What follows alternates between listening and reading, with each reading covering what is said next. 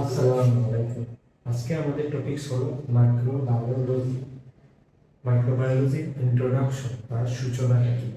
Microbiology, micro মানে ছোট ছোট বা স্মল, বায়ো মানে জীবন আর লজি মানে জ্ঞান। সুতরাং মাইক্রোবায়োলজি মানে ছোট ছোট প্রাণী নিয়ে যে শাখাটা আলোচনা করা হয় বিজ্ঞানে, তাকে বলা হয় মাইক্রোবায়োলজি।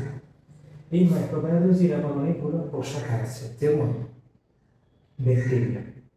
ব্যাকটেরিয়া হলো এমন ক্ষুদ্রাতি ক্ষুদ্র প্রাণী যারা বাইরের পরিবেশেও স্বাধীনভাবে বেঁচে থাকতে পারে, সংখ্যা বৃদ্ধি করে এবং মানুষকে যখন আক্রান্ত করে অসুস্থ করে তখন মানুষের শরীর ভিতরে সে বেঁচে থাকে, খাবার খায় এবং সংখ্যা বৃদ্ধি করে।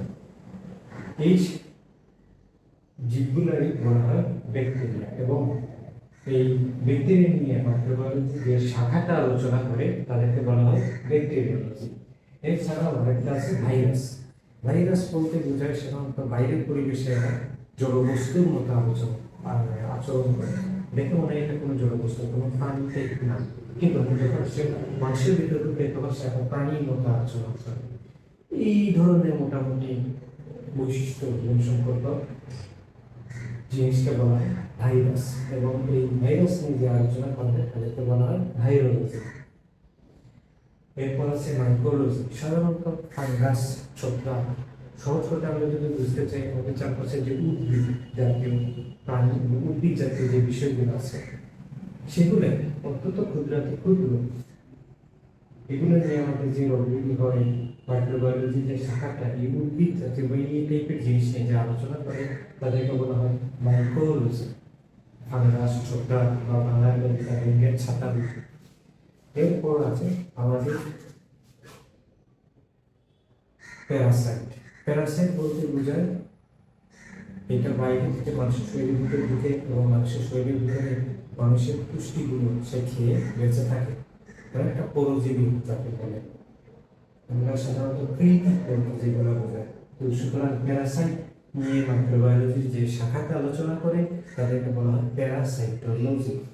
এছাড়াও এত ধরনের রোগ জীবাণু আমাদের আক্রান্ত করে, তাতে আমরা সুস্থ মানুষ রোগ ব্যাধি হয়ে মরে যাই না কেন? ব্যাপারটা আসলে সেরকম না। আমাদের রোগ প্রতিরোধ ক্ষমতা সব সুস্থ মানুষের সবসময় কাজ করছে এবং এই রোগ ব্যাধিগুলো যখন মানুষকে আক্রান্ত করে এই রোগ প্রতিরোধ ক্ষমতাই আমাদেরকে রক্ষা করে। সুতরাং এই রোগ প্রতিরোধ ক্ষমতা বলা হয় ইমিউনিটি। এবং মাইক্রোবায়োলজি যে শাখাটা এই ইমিউনিটি নিয়ে আলোচনা করে তাদেরকে বলা হয় ইমিউনোলজি।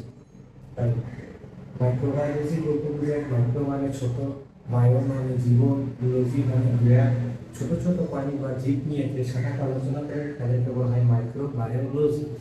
এর ভিতরে একটা আছে ব্যাকটেরিয়া, যা বাইরের পরিবেশে এবং মানুষের ভিতরে উভয় ক্ষেত্রে জীবের ন্যায় আচরণ করে এবং এই নিয়ে যে শাখাটা আলোচনা করে তাদেরকে বলা হয় ব্যাকটেরিওলজি। ভাইরাস বাইরের পরিবেশে জড় বস্তুর মতো থাকে কিন্তু মানুষের শরীরের ভিতরে সে বৃদ্ধি করে, তখন আবার জীবের ন্যায় বৈশিষ্ট্য প্রকাশ করে, সংখ্যা বৃদ্ধি করে। এই ধরনের বিষয় মাইক্রোবায়োলজি যে শাখাটা আলোচনা করে তাদেরকে বলা হয় ভাইরোলজি।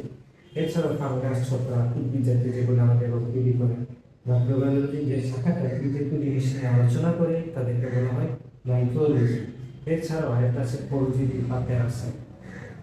এরা মানুষের শরীরের ভিতরে ঢুকে মানুষের পুষ্টি খেয়ে বেঁচে থাকে। এই শাখা মাইক্রোবায়োলজি যে শাখাটা এটা নিয়ে আলোচনা করে তাদেরকে বলা হয় প্যারাসাইটোলজি। আর এই সবগুলো আমাদেরকে সুস্থ যে কোনো মানুষকে আক্রান্ত করতে পারে, কিন্তু আমরা অসুস্থ হই না কেন?